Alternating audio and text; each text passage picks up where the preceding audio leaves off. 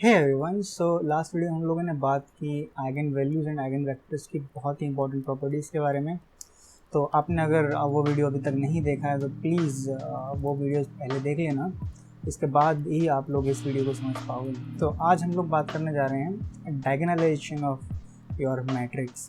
सो डायगोनलाइजेशन एक बहुत ही important procedure है या ऑपरेशन है जिसकी हेल्प से आप कुछ इस तरीके के क्वेश्चन सॉल्व कर पाओगे। जब हमें क्वेश्चन दे दिया जाता है कि आप इस मैट्रिक्स की एक्सपोनेंशियल को कैलकुलेट करके बताओ, इन दैट केस आपको थोड़ा सा प्रॉब्लमेटिक लगेगा जब आप मैट्रिक्स मल्टीप्लिकेशन की हेल्प से सब कुछ करने जा रहे होगे।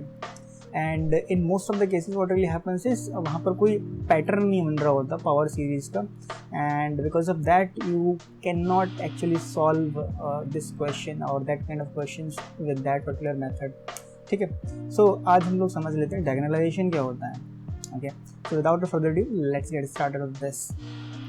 ओके, सो मैं अब आ गया हूँ अपनी नोटबुक में, तो समझ लेते हैं डायगोनलाइजेशन क्या होता है। So diagonalisation is a simple operation. Operation में क्या करते हैं हम लोग, से आपके पास एक मैट्रिक्स है, आपके पास एक मैट्रिक्स है A B C D E F G H I. Okay, so diagonalization का मतलब होता है कि आप इस मैट्रिक्स को कन्वर्ट कर रहे हो सम एल एम एन 0 0 0 0 0 0। ठीक है, so let's just call this m and this d. So what really happens is your m, or as I should say d is equivalent to m. ठीक है, I'm not saying equal to m but equivalent to m. ठीक है, so d के पास क्या होता है, and also जैसे अगर मैं मान के चलूँ, अगर आपके पास 3x3 की मैट्रिक्स है, जैसे यहाँ पर मैं एग्जांपल के तौर पे लेके चल रहा हूँ, आपके पास λ1 λ2 एंड λ3 ये आपकी क्या आ गई, आइगन वैल्यूज आ गई। ठीक है, so in the scenario when λ1 is not equal to λ2 not equal to λ3, होता ये है कि आपके जो आइगन वेक्टर्स होंगे, eigen vectors will be distinct. ठीक है, सो जब डिस्टिंक्ट आइगन वैल्यूज होती हैं उनके अगेंस्ट आपके डिस्टिंक्ट आइगन वेक्टर्स होंगे, तब आपका जो डायगोनलाइज्ड मैट्रिक्स आती है इन दैट केस। ठीक है, याद रखना, जब आपकी आइगन वैल्यूज डिस्टिंक्ट हैं, डिस्क्रीट आइगन वैल्यूज हैं, like non degenerate eigen values, in that case जो आपकी डायगोनलाइज्ड मैट्रिक्स होती है that is nothing but it contains all these λ1 λ2 and λ3, actually λ3 only। ठीक है, सो अब डायगोनलाइजेशन किया कैसे जाता है ये भी समझ लेते हैं। So let's come down. सो डायगोनलाइजेशन करने का सिंपल सा तरीका होता है, let's call diagonalized matrix as D and that will be P inverse M P। अब P क्या होता है, so P is nothing but a matrix which contains the eigenvectors of M as its column vectors। ठीक है, तो से आपके पास λ1 के अगेंस्ट x1 आइगन वैल्यू, λ1 के अगेंस्ट x1 आइगन वेक्टर है, λ2 के अगेंस्ट x2 आइगन वेक्टर है, λ3 के अगेंस्ट x3 आइगन वेक्टर है। इन दैट केस आपका, अगर मैं मान के चलूँ जो x1 है सम x11 x12 x13 एलिमेंट। ठीक है, x2 के आप एलिमेंट क्या लेके चल सकते हैं, x21 x22 x23 and so on. ठीक, इन दैट केस आपका जो p के एलिमेंट्स हो जाएंगे, those elements will be nothing but x11 x12 x13 and ऐसे ही आप दूसरे दो आइगन वेक्टर्स को लगा सकते हो। So P matrix has these eigen vectors as its column vectors. ठीक है, इसके कॉलम जो वेक्टर्स होंगे those will be nothing but these x1 x2 and x3। ठीक है, सो एक क्वेश्चन को सॉल्व कर लेते हैं, एंड आई नो आप यहाँ पे समझ गए होगा, P inverse will be nothing but 1 upon determinant of A adjoint of A, ठीक है, या फिर इन सिंपल टर्म्स आप यहाँ पे पी भी लिख सकते हो. I just have written as A, so let's just call it P over here. Okay, so now let's just try to solve one question. तो आप पॉलीस्पिन मैट्रिक्स को जानते होंगे. So we are taking sigma x and first poly matrix लेके चल रहे हैं. So first poly matrix is nothing but 0 1 1 0, ठीक है. So मैं 2x2 मैट्रिक्स को लेके चल रहा हूँ because with that the question will be much easier to solve. Otherwise अगर आप 3x3 मैट्रिक्स को लेके चलोगे तो उसमें बहुत टाइम लग जाएगा, बहुत ज़्यादा टाइम कंज्यूम हो जाएगा without. So and we do not want to make this video as much longer, that is why. So now you just have to first of all calculate its characteristic equation. So characteristic equation can be calculated in this manner, ठीक है. So now we can actually find out the determinant of this equation. So we'll have minus lambda equals 0 and this should come out to be lambda square minus 1 equals 0, and so lambda equals plus minus 1, ठीक है. and we already know कि eigen vectors को कैसे calculate करते हैं, ठीक है. So eigen vectors are calculated as, आपके पास एक मैट्रिक्स M होगी and you have x y equals x y, right. और यहाँ पर आपकी आइगन वैल्यू आ जाती है. सो मैंने आपको एक सिंप्लीफाइड वर्जन बताया था जिसे यूज़ करके आप आसानी से जल्दी से कैलकुलेट कर सकते हो, and that was M minus आप लेमडा आई कर दो एंड देन आप x के साथ ऑपरेशन कर लो या फिर जो भी आपका एक्स वाई वेक्टर है, then this will be nothing but null column vector, ठीक है. तो हम इसी तरीके से सॉल्व करने जा रहे हैं. सो पहले +1 के अगेंस्ट निकाल लेते हैं. So let's go ahead. सो +1 के अगेंस्ट निकाल लेते हैं. सो x1 at lambda equals 1. So in that case what will happen is we will have -1 1 1 -1 x y equals 0 0. So we'll have, यहाँ पे मैं इजीली सॉल्व कर देता हूँ, फास्ट सॉल्व कर देता हूँ. x equals y, so y equals k, so your x will be nothing but k. So आपका जो आइगन वेक्टर आएगा that x1 will be nothing but 1/√2 1 1, okay. So this will be your x1. Now let's calculate x2. So x2 at lambda equals -1.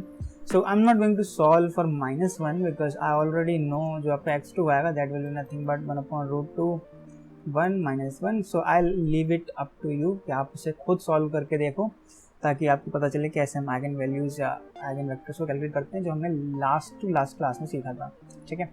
So now let's move forward and try to make this P matrix. तो P matrix क्या हो जाएगी आपकी? P matrix will be nothing but आपका x1 x2 as column vector. तो ये आपका हो गया 1/√2, मैं बाहर कॉमन ले लेता हूँ एंड दिस विल बी 1 1 1 -1, ठीक है. ये आपका P आ गया. अब हम लोग आगे चलते हैं. लेट्स टेक इट हियर, ठीक है. तो आपके पास P आ गया है 1/√2 1 1 1 -1, ठीक है. तो अब हमें निकालना है एडजॉइंट ऑफ P. अब एडजॉइंट ऑफ P क्या निकल के आ जाएगा? इसलिए nothing but 1/√2 and for this we'll have this. तो कोफैक्टर्स लेके चलते हैं. So this will be -1 and for this we can remove these but this will be 1 2, so that will be -1 and then we'll have for this is 2 1, so इसके लिए भी minus आएगा -1 and then we'll have -1 that will be +1. so आपको कुछ ये आ जाएगा adjoint आपका. अब आप जब डिटर्मिनेंट निकालोगे P का, determinant of P will be this will come out to be -1, ठीक है. -1 कैसे आ जाएगा? It is pretty simple because आप 1/√2 से मल्टीप्लाई कर दोगे पहले इन सारी वैल्यूज़ में, तो this will B 1/√2 multiplied by -1/√2 minus, अब आप क्या करोगे 1/√2 मल्टीप्लाइड बाय 1/√2, ठीक है। So this will come out to -1। अब आप -1 से यहाँ डिवीजन कर दोगे, so your P inverse will come out to be nothing but 1/√2 1 1 1 -1. So this is your P inverse. Okay, now as I have already told you, the diagonalization happens in this way. Okay, so now we can actually diagonalize this matrix. So for diagonalization, let's just try to do it. So P inverse क्या आ गया हमारे पास, that is 1/√2 1 1 1 -1. ठीक है, then sigma आपका आ जाएगा 0 1 1 0 and then your 1 1 1 -1. So आप यहाँ पे देख पा रहे होगे कि आपकी जो P इनवर्स है, P inverse is equal to your P, ठीक है। सो ऐसी मैट्रिक्स को हम लोग कुछ कहते हैं जब आपका इनवर्स सेम वही मैट्रिक्स होती है. So you have to tell me in the comment box. Okay, so go down in the comment, tell me which kind of matrix are those. Okay, so when you will solve this particular scenario, then you will realize आपके पास क्या आ जाएगा, 1 -1 0 आ जाएगा. ठीक है, so this is your diagonalized matrix. ठीक है, this is diagonalized matrix, always remember this. Okay, so जैसे मैंने आपको पहले भी बताया था, जब आपकी आइगन वैल्यूज़ डिस्क्रीट होती हैं, नॉन डिजेनरेट होती हैं, तो जब डायगोनलाइज करते हैं हम लोग, तो आपके पास जो डायगोनलाइज्ड एलिमेंट्स आते हैं या फिर वो आपकी आइगन वैल्यूज़ ही होती हैं. तो जैसे हमने अभी देखा था, λ1 आपका 1 थी और λ2 आपकी -1 थी, तो आपके डायगोनलाइज मैट्रिक्स में 1 और -1 आ रहे हैं. ठीक है, so with that now let's just move forward and let's just try to understand कैसे हम लोग मैट्रिक्स का एक्सपोनेंशियल कैलकुलेट कर सकते हैं. Okay, so we already know that your diagonalized matrix is P inverse MP. Okay, now if you operate with P on the left hand side, तब क्या होगा, आपके पास आ जाएगा P D P P inverse MP. ठीक है, अब ये आपका क्या आ जाएगा, आपको आइडेंटिटी मैट्रिक्स दे देगा. So this will come out to be PD equals MP. अब राइट हैंड साइड में P इनवर्स हम लोग और ऑपरेट करेंगे एंड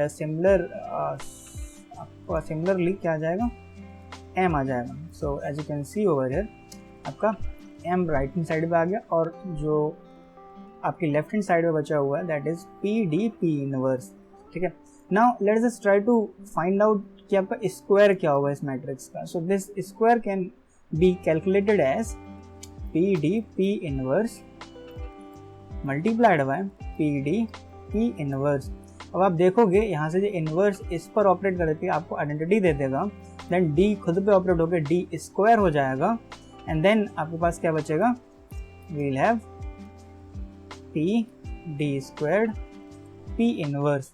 ठीक है, तो जो भी ऑपरेशन आप M पे लगा रहे हो वो ऑपरेशन यहाँ पर D पर लग जाएगा, सिमिलरली लग जाएगा. ठीक है, सो इन दैट केस जब हम एक्सपोनेंशियल लेंगे M का, तब क्या होगा, आपके पास जो P है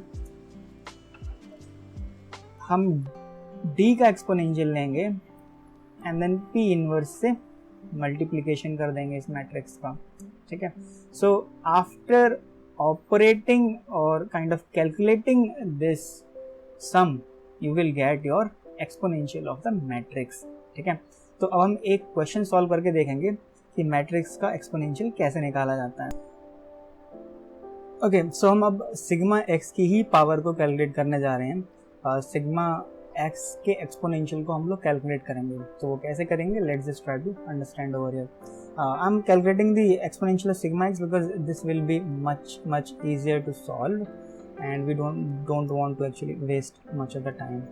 Okay, जैसे मैंने ये आपको बताया था कि जब आप एक्सपोनेंशियल ऑफ सिग्मा एक्स लोगे that will be nothing but P exponential of diagonalized matrix P inverse. Okay, so with that being said, we can actually write 1 upon root 2 1 1 1 minus 1 and जैसे आइगन वैल्यूज हमारी क्या थी 1 और -1 थी, तो जैसे आप एक्सपोनेंशियल लोगे you can actually operate on these eigen values. Okay, so what will happen is आपका यहाँ पर आंसर आएगा e to the power 1 e to the power -1 0 0. Okay, so actually होता क्या है, आप जब एक्सपोनेंशियल को एक्सपेंड करोगे, ओके, सो जैसे हम एक्सपोनेंशियल को एक्सपेंड करेंगे सो वी विल गेट 1 या फिर identity plus d plus d square upon 2 factorial plus d to power n factorial. तो जब आप इसे पूरे को सॉल्व करो एक्सपोनेंट को और सम करोगे देन यू विल रियलाइज कि आपका ये आंसर आएगा. ठीक है, and I have kind of directly written it over here. Okay, so yes, so we will also have 1 upon root 2 and then we have 1 1 1 minus 1. Okay, so अब इसे solve कर लेते हैं. So it will be 1 upon 2, मैंने 1 upon root 2 1 root 2 multiply कर दिया आपस में, and then we will have this exponential, and then we'll have e to the power -1, then we'll have e to the power 1, and then we'll have e to the power -1, then we have 1 1 1 minus 1. Okay, so we'll kind of get e plus e to the power -1, then we'll get e minus e to the power -1, e minus e to the power -1, then e plus e to the power -1. So this will be your exponential of this sigma x. Okay, so you can also verify this by actually calculating the power series of e to the power sigma x only. Okay, then you will realize that if your left hand side is equivalent to right hand side or not. Okay, so this was all for this video guys. So if you did like this content then please give me a thumbs up, and if you think that I have missed something over here then please do recommend that in the comment section below. I'm ready to incorporate your suggestions, and also I'll be very happy to see you learn, and I'll also learn from your suggestion. So thank you for watching this video, and I'll see you in the next one.